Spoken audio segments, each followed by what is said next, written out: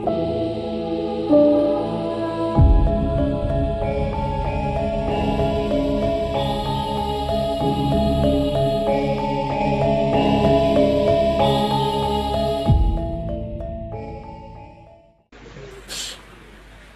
kesempatan ini saya ingin bertanya, minta dijelaskan apa solusinya apabila ada seorang muhibbin habaib yang sudah terlanjur berguru bahkan pengat toreko dengan penuh kesadaran, penuh cinta. Tapi akhirnya setelah mendengar pencerahan dari Hadratus Syekh Kiai Imaduddin Al-Kantani, akhirnya menyadari bahwa jalan yang ditempuh selama ini salah. Lalu bagaimana yang harus dilakukan? Karena sudah terlanjur berguru pada seorang guru minal habaib, bahkan sudah diperingat, otomatis dalam hatinya takut nanti ilmunya tidak manfaat, takut kualat, takut usut, sukun khotimah, dan lain sebagainya. Demikian pertanyaan dari saya. Assalamualaikum warahmatullahi wabarakatuh. Waalaikumsalam. Sementara 3 dulu ya, mangkai dipun terasakan.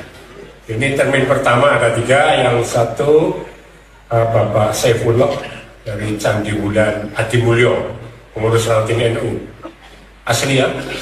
Ada SK-nya? Ada.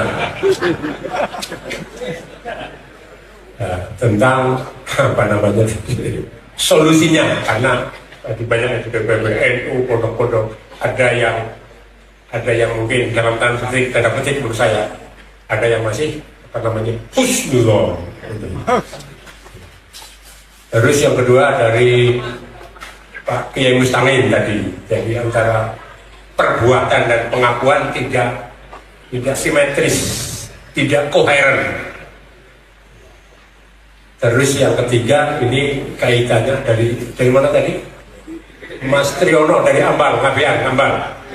Oh mirip. Muhibbin, ya, santri yang sudah banyak ngaji dan banyak mereka kepada Habib. Ini solusinya bagaimana? Bagaimana? Ya.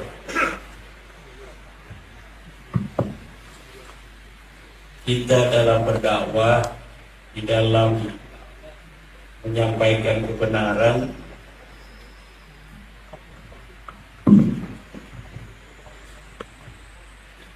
itu jangan ingin cepat-cepat selesai. Innal insana lafi khusrin illa alladhina amanu wa amilus salihati wa tawasaw bil haqqi wa tawasaw bis. Seluruh manusia dalam kerugian kecuali orang-orang yang beriman, beramal saleh dan senantiasa saling menasihati, saling berwasiat dalam kebenaran dan dalam kesabaran. Nabi Muhammad itu 23 tahun yang punya Jibril 23 tahun. Saya punyanya cuma PWI, ngopi melulu. Yang punyanya malaikat yang gak ngopi gak tidur 23 tahun, itu baru al-yawma akmaltu lakum dinakum wa asmantu alaikum ni'mati wa raditu lakumul islama dina. Ini baru 2 tahun, masih 21 tahun lagi. Kalau kita melihat perjuangan, siapa yang pertama pecah? Keluarga Nabi dulu. Abu Lahab dengan Hamzah. Hamzah masuk Islam, Abu Lahab tidak masuk Islam. Ada yang tengah-tengah, Abu Thalib. Mirip sekarang juga. Ada yang langsung gagah perkasa kayak Hamzah, Muhammad benar. Betul? Ada yang kayak Abu Lahab, salah, sesat itu Muhammad, Khawarij. Ada yang ke Abu Thalib, kesana, guys, ulah, jangan mau nyakitin, hadapin saya. Ada yang begitu. Kan ada orang tua kita ngomong itu, yang pendukungnya Kiai Imad jangan mencaci Habib, caci saya. Pendukung Habib jangan caci Kiai Imad, caci saya. Pendukung Imad jangan caci Habib, caci saya. Itu Abu Thalib tuh. Abu Thalib. Kenapa? Ya karena kebenaran apabila diberikan pasti akan membawa sebuah konsekuensi. Hati manusia itu diciptakan oleh Allah unik. Hati manusia diciptakan oleh Allah unik. Setiap kita nih hadirnya satu, matanya seluruhnya ke saya, tapi cara memahami saya beda-beda. Ada yang apa sih maksudnya udang-udang putih atasnya merah, ini PDI kali orang. Ada lagi yang mikir di hatinya, katanya lagi ngomongin nasabnya orang Yaman, tapi pakaiannya kayak orang Yaman. Ada lagi ibu-ibu tuh belah sana, kira-kira dia ini mau kawin lagi enggak ya? Saya masih punya anak perempuan lagi takfir gitu. Itu Kiai. Macam-macam. Hati itu cara memahami, cara dalam merespon itu berbeda-beda. Jadi itu saja. Saya kan hanya meneliti nasab Pak MWC, Pak Ranting. Tidak bisa menebak apa yang akan terjadi, solusinya seperti apa. Saya juga nggak paham solusinya apa. Saya nggak paham solusinya. Yang saya tahu, Habaib bukan cucu Nabi. Berdasarkan penelitian saya, berdasarkan dalil-dalil yang jelas, orang yang namanya Ubaid, yang katanya leluhurnya para Habaib, yang katanya wafat 383, katanya punya ayah namanya Ahmad bin Isa. Ini cucu Nabi asli nih. Dia tertulis namanya dari mulai abad ke-5, ke-6, ke-7, ke-8, ke-9. Ada semua itu kitab-kitab nasab, duk capilnya itu. Di setiap masa ada.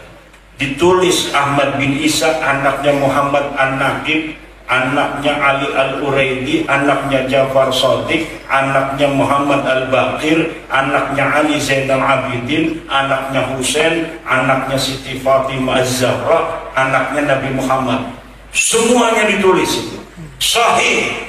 Ahmad bin Isa ini adalah cucu baginda Nabi besar Muhammad sallallahu alaihi wasallam. Nah, ini yang wafatnya ini 345, Ahmad bin Isa, yang di kitab-kitab itu ada, dicatat anaknya cuma 3. Satu namanya Muhammad, kedua namanya Ali, ketiga namanya Husain. Jadi namanya 3. Dari mulai abad di mana dia hidup, kemudian kitab-kitab banyak dicatat, ditulis, semuanya ngomongnya begitu. Tidak ada yang mengatakan punya anak namanya Ubaid.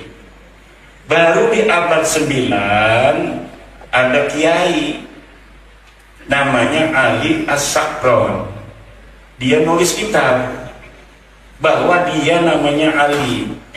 punya punya ayah namanya Abu Bakar, punya ayah namanya Abdurrahman, punya ayah namanya Maula Dawila, punya ayah namanya Ali Sahibud Darab, punya ayah namanya Ali Al-Ghayyur, punya ayah namanya Fakih Mukhaddam, punya ayah namanya Ali, punya ayah namanya Muhammad Sohib Mirbad, punya ayah namanya Alwi, punya ayah namanya Ali bin Muhammad, punya ayah namanya Alwi, punya ayah namanya Ubaid, punya ayah namanya Ahmad bin Isa. Katanya itu di kitabnya dia tuh. Itu mulainya pengakuan abad ke-9 Hijriyah. Dari mulai situlah kemudian kitab-kitab yang lain, karena dia kiai punya murid, muridnya nyatet, termasuk Ibnu Hajar. Dia punya guru sepupunya Ali Al-Sakron ini, namanya Al-Idrus. Nah akhirnya sampai sekarang dalam kitab itu kata Ustadz Hanif Alatas tuh sudah 180 kitab yang menulis bahwa Ubaid punya ayah namanya Ahmad bin Isa. Kenapa? Ya dari mulai abad 9 itu. Sebelumnya mah nggak ada. Dia tidak tahu kalau sebelumnya orang Irak, orang Iran sudah bikin kitab. Orang namanya Ahmad bin Isa ini aslinya orang Madinah. Dia cucu Nabi itu banyaknya dari kota Madinah. Nanti baru cucunya ada yang pindah, tapi nggak ada yang namanya Ubaidillah ini pindah kemana? Pindah ke Qum di Iran. Itu ada nanti cucunya Ahmad bin Isa yang pindah ke Qum di Iran.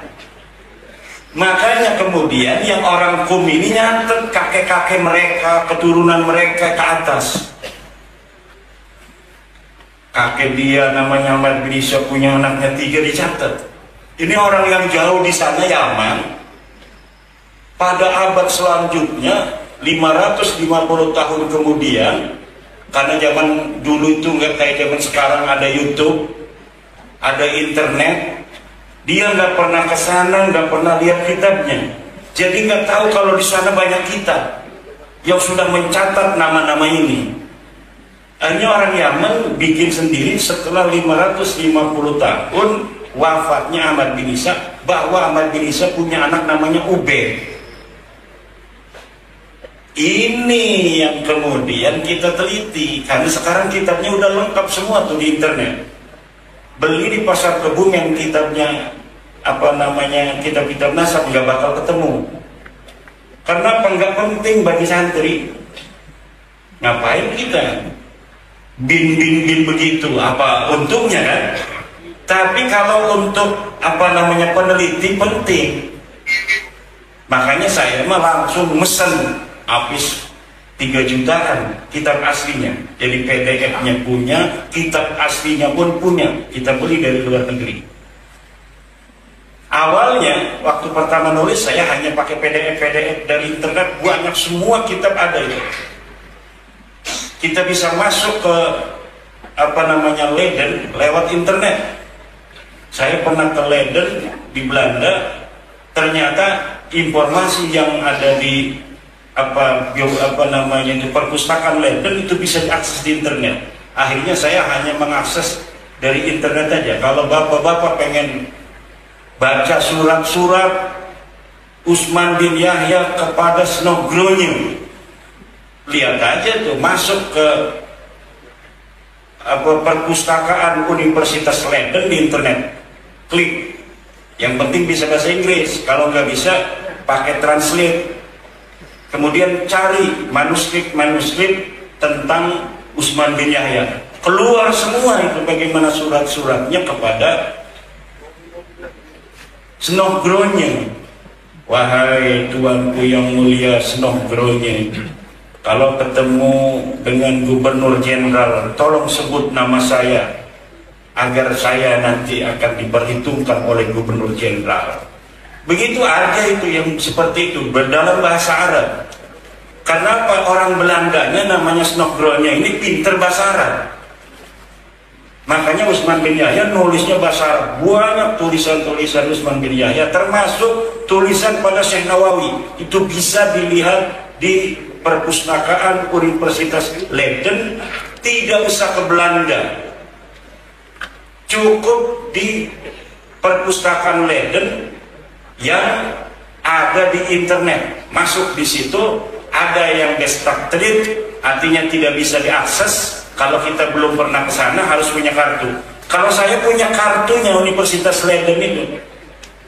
Jadi saya karena pernah ke sana, saya daftar di sana sebagai anggota daripada perpustakaan Leiden. Akhirnya saya bisa mengakses seluruh apa yang ada di internet itu.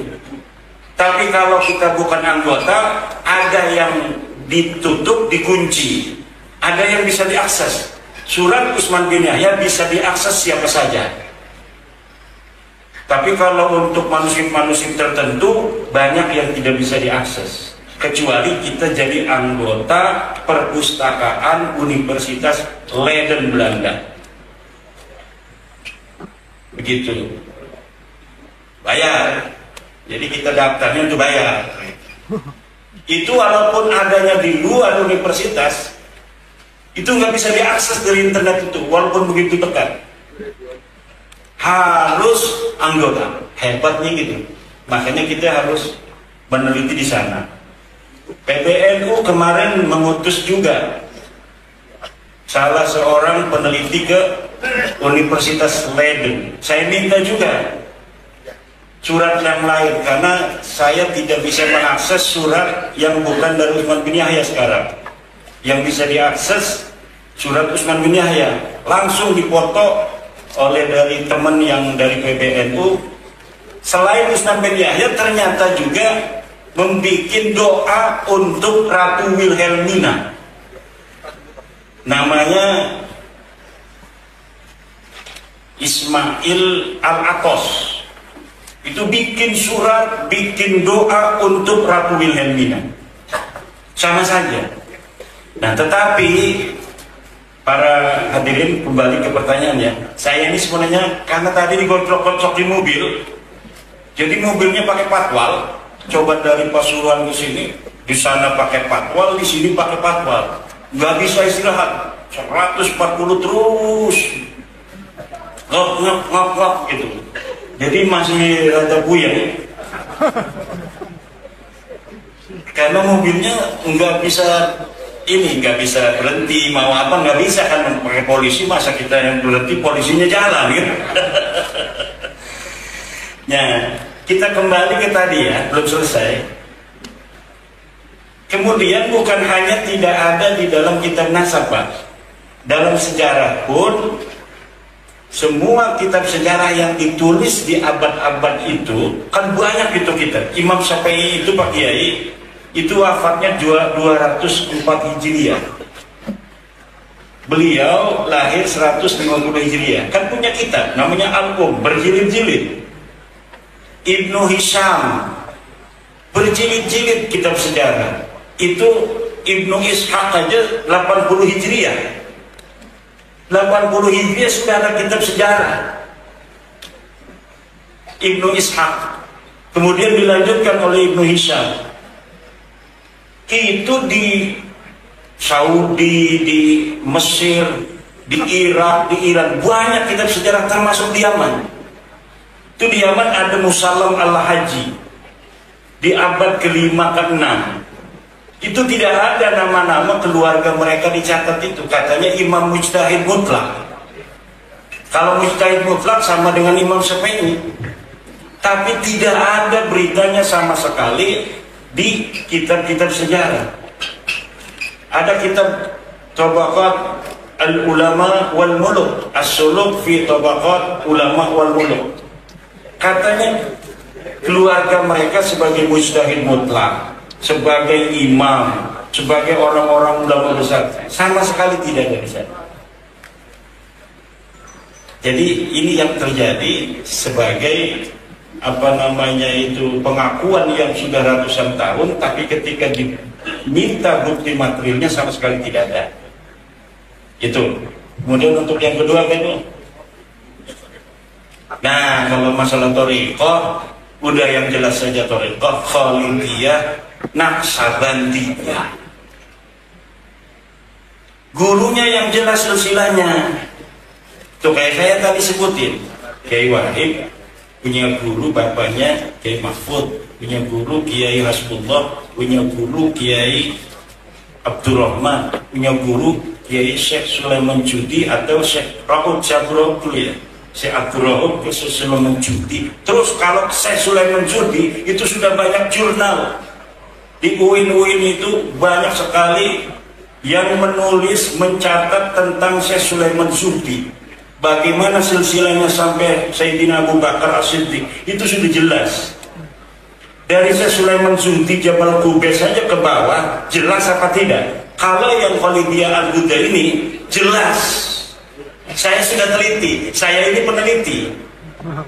Jadi kalau misalnya saya mendengar itu sana ada thariqah di Banyumas, thariqah yang Bailiyah, saya teliti sebelum saya siqah. Oh ini pas ini garis apa namanya sejarahnya. Apalagi ini mah dari ayah ke anak, dari ayah ke anak, dari ayah ke anak. Jadi sebenarnya bukan karena dia Balawi kita nggak boleh untuk mengambil ilmu atau thariqah, bukan. Tapi sanadnya nyambung apa kagak? Teliti dulu silsilahnya itu. Bener nggak dia berguru kepadanya? Katanya ngambilnya ke Mbah Ilyas, kok tarekannya Sadiliyah? Kan aneh itu. Kalau Mbah Ilyas ya sama dengan Mbah Hasbullah, Naqsabandiyah, Khalidiyah. Ini katanya ngambilnya ke Mbah Ilyas, Mbah Malik ya. Tapi kok jadinya Sadiliyah? Ini berarti nggak nyambung. Ini bahaya kalau terkali nyambung, itu bukannya usul ke Allah, ke yang lain, ke Borobudur nanti.